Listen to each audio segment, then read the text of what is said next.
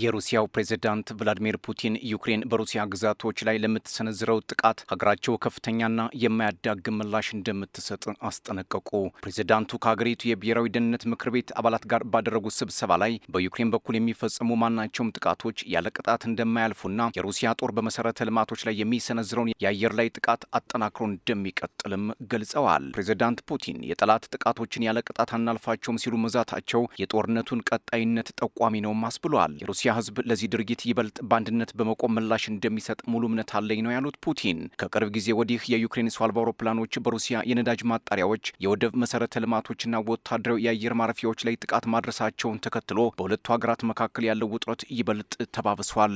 ሞስኮ ለእነዚህ ጥቃቶች የምትሰጠው አጸፋዊ እርምጃ ከበፊቱ በብዙ እጥፍ የጠነከረ እንደሚሆን ነው ፑቲን እያስገነዘቡት። የሩሲያ መከላከያ ሚኒስቴርና የጸጥታ አካላት መሰል ጥቃቶችን የመከላከሉን ቀዳሚ ኃላፊነት እንደሚወስዱ የተናገሩት ፕሬዝዳንቱ መንግስትን በጥቃቶቹ ሳቢያም የሚደርሱ ጉዳቶችን ለመቀነስና ሙሉ በሙሉ ለማስወገድ ተጨማሪ እርምጃዎችን እንዲወስድ ትዕዛዝ አስተላልፈዋል። ቭላዲሚር ፑቲን ዩክሬን በሩሲያ ግዛቶች ላይ ለምትሰነዝረው ለማንኛውም ጥቃት ሀገራቸው ከበፊቱ እጅግ በበለጠ የጠነከረ የአጸፋ ምላሽ እንደምትሰጥ መናገራቸው ምናልባትም መጠነ ሰፊ ጦርነት ወደፊት በዩክሬን ላይ መደረጉ አይቀሬ መሆኑን የፖለቲካ ተንታኞች እየተናገሩ ነው። ፕሬዝዳንት ፑቲን ይህንን ማስጠንቀቂያ ያስተላለፉት ሁሉም ነገር ለድል በተሰኘውና በሁሉም ሩሲያ የህዝብ ግንባር በተዘጋጀው መድረክ ላይ ባደረጉት ንግግር ነው። በዚሁ መድረክ ላይ ፕሬዝዳንቱ ስለ ዩክሬኑ ግጭት ዝርዝር ማብራሪያ የሰጡ ሲሆን ምዕራባውያን ለዩክሬን ለሚያደርጉት ሁለንተናዊ ድጋፍ ሞስኮ ያላትን ምላሽ በተመለከተም ገለጻ አድርገዋል። በግዛቶቻችን ላይ የሚሰነዘሩ ማናቸውም ጥቃቶች ያለ ቅጣት እንደማይታለፍ ዩክሬንና ሸሪኮቿ ማወቅ አለባቸው ሲሉ ፑቲን ቁጣ አዘል መልእክታቸውን አስተላልፈዋል። ሩሲያ ሉዓላዊነቷንና የህዝቧን ደህንነት ለመጠበቅ ወደ ኋላ አትልም ያሉት ፑቲን የእኛ ምላሽ ሁልጊዜም በሩሲያ ግዛት ላይ ከሚሰነዘረው ማንኛውም ጥቃት ጋር የሚመጣጠን ይሆናል። እኛም በተመሳሳይ መንገድ ምላሽ እንሰጣለን። ነገር ግን ጥቃታችን በብዙ እጥፍ የበዛ ይሆናል። ጠላት ይህንን በደንብ ይሰማዋል። አሁንም እየተሰማቸው ነው ብዬ ተስፋ አድርጋለሁ። ወደፊት ደግሞ ይበልጥ በከፍተኛ ሁኔታ ይሰማቸዋል ሲሉ ዝተዋል። ምዕራባውያን በሩሲያ ላይ የሚያካሂዱትን ዘመቻ በተመለከተም ፑቲን ሲናገሩ የሩሲያ ጥንካሬ ምንጩ ማናቸውም ችግርና ፈተና ማለፍ መቻሏ እንደሆነ ገልጸው ሩሲያ ጠል የሆነው ስብስብ የምዕራባውያን አካል ግን በሀገሪቱ ላይ የሚሰነዝረውን የጥላቻ ዘመቻ አሁንም እንደቀጠለበት ይፋ አድርገዋል። ይሁን እንጂ ሩሲያ ከደረሰባት ከፍተኛ ጫና በተቃራኒ ውጤታማ መሆኗን ፑቲን አስታውቀዋል። የሁሉ ጫና ቢኖርም ሩሲያ ኢኮኖሚዋን እያሳደገች፣ የፋይናንስ ስርዓቷን እያጠናከረች፣ የመከላከያ ሰራዊቷን እያዘመነች እንዲሁም የጦር መሳሪያ ኢንዱስትሪዋን እያሰፋች ትገኛለች። እነዚህ ጥረቶች ደግሞ በአሁኑ ወቅት በጦር ሜዳው ላይ ያለውን ተጨባጭ ሁኔታም እየቀየሩት ነው ብለዋል ቭላዲሚር ፑቲን። በመጨረሻም ፕሬዝዳንት ፑቲን በጦርነቱ ላይ ያላቸውን ጽኑ እምነት ገልጸዋል። ተዋጊዎቻችን ወደፊት እየገሰገሱ ነው። በዚህ ምክንያት ድልን እንደምናስመዘግብ ምንም ጥርጥር የለውም ሲሉ ደምድመዋል። ዩክሬን በጦር ሜዳው ላይ እየደረሰባት ያለውን ተከታታይ ጥቃት ተከትሎ በሩሲያ የኤነርጂ መሰረተ ልማቶችና በመኖሪያ አካባቢዎች ላይ የምታደርገውን የድሮን ጥቃት በቅርብ ወራት ውስጥ በከፍተኛ ሁኔታ አጠናክራለች።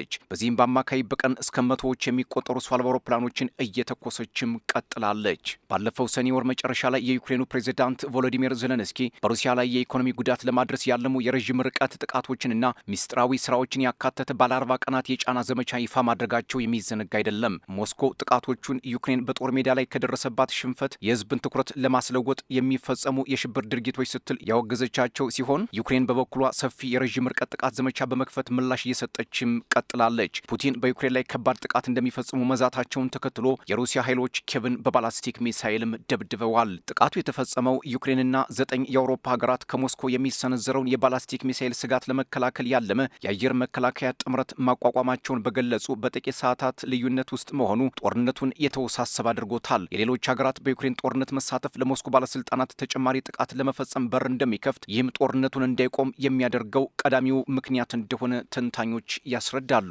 የኪየቭ ከንቲባ ቪታሊ ክሊቲሽኮ ማክሰኞ ማለዳ እንደተናገሩት የአየር መከላከያ ክፍሎች ጥቃቱን ለመከላከል ጥረት አድርገዋል። እነዚህ ጥቃቶች ባለፉት ጥቂት ሳምንታት ውስጥ ሩሲያ ካደረገቻቸው ጥቃቶች የተያዙ ሲሆን ይህም በዩክሬን ላይ ተደጋጋሚ ጥቃቶች እንዲሰነዘሩና በተመሳሳይ መልኩ ዩክሬንም በሩሲያ ግዛቶች ላይ ያጸፋ ጥቃቶች እንድትፈጽም ምክንያት ሆኗል።